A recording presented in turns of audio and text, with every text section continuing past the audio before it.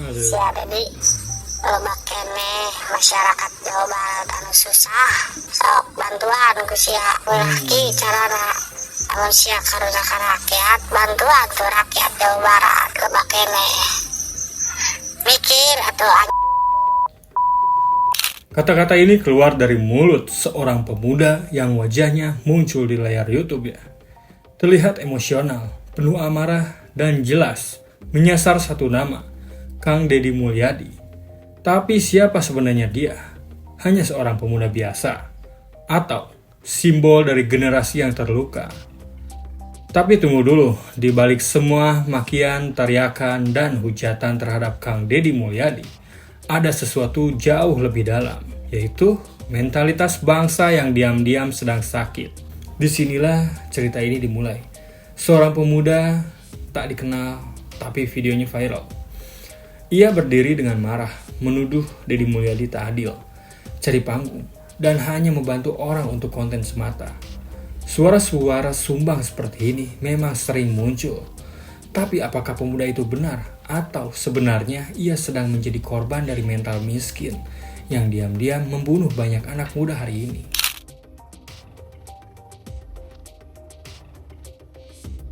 Kang Deddy Mulyadi bukan nama baru ya.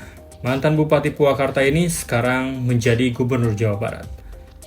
Tapi yang paling menonjol darinya bukan cuma jabatan politiknya saja, melainkan kanal YouTube-nya, @KangDeddyMulyadi Channel. Tempat di mana ia berjalan, menelusuri gang-gang sempit, masuk ke rumah-rumah reot, bertemu janda tua, anak-anak yatim, petani miskin, dan membantu mereka secara langsung.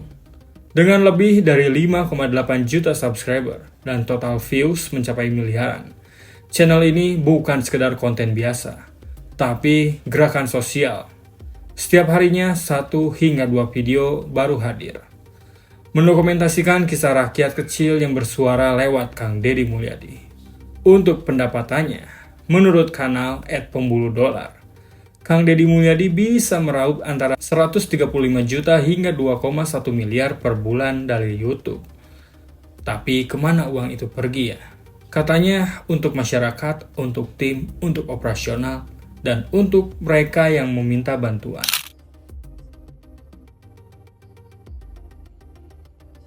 Namun video viral itu mengubah segalanya.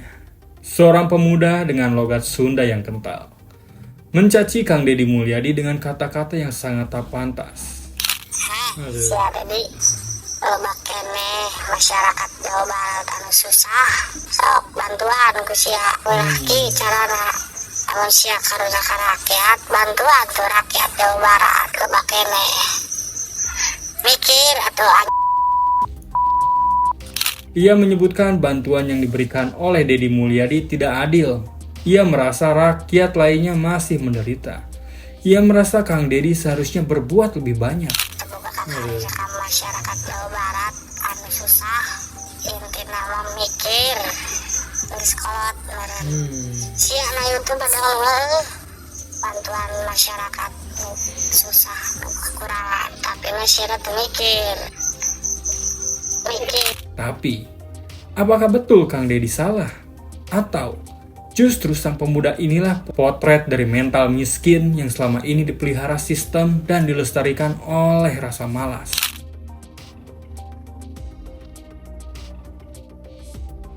Kita hidup di zaman di mana banyak orang bangga sebagai penerima bantuan, bukan pencipta solusi. Kita marah ketika tak dibantu, padahal kita sendiri tak berbuat apa-apa. Kita ini bangsa besar, kata Deddy Mulyadi dalam salah satu pidatonya. Tapi, besar bukan karena meminta-minta. Besar karena berdiri di atas kaki sendiri. Generasi muda seharusnya berjuang, bukan menunggu dikasihani. Tapi sekarang, berapa banyak dari kita yang rela antri demi bansos? Berapa banyak dari kita yang lebih suka bermain sosmed berjam-jam daripada belajar menambah ilmu atau bekerja?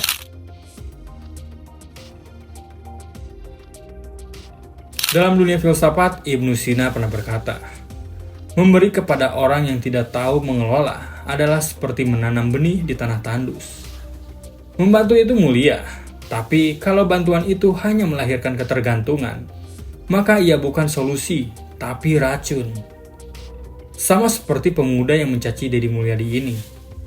Ia bukan sedang melawan kemiskinan, tapi sedang mempertahankan pola pikir orang harus bantu saya.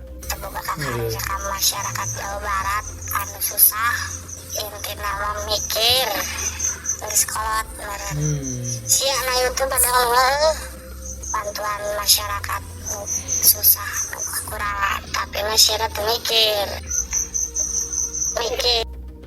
Ia tidak sedang membela rakyatnya, tapi sedang berteriak karena merasa tidak kebagian rezeki dari YouTube orang lain.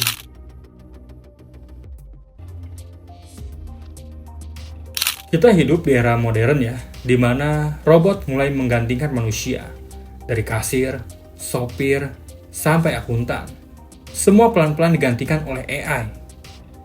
Revolusi industri tahun 2030 bukan sekedar teori, tapi kenyataan. Ketika manusia hanya bisa scroll sosmed dan malas bergerak, maka pelan-pelan mereka akan tersingkir dari sistem ekonomi. Maka, sekarang pertanyaannya nih, apakah kita akan jadi bangsa pengkritik tanpa kontribusi?